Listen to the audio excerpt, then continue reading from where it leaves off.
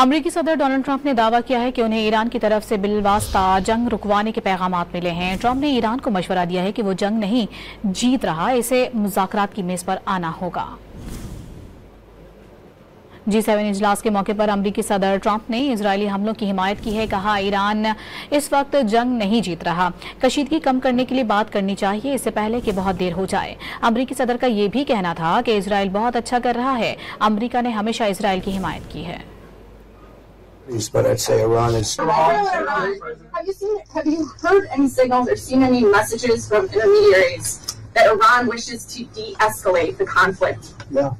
What have you heard? What have you heard from the Iranians? They'd like to talk, but they should have done that before. I had 60 days, and they had 60 days, and on the 61st day, I said, "We don't have a deal. They have to make a deal," and it's painful for both parties. But I'd say Iran is not winning this war, and they should talk, and they should talk immediately before it's too late.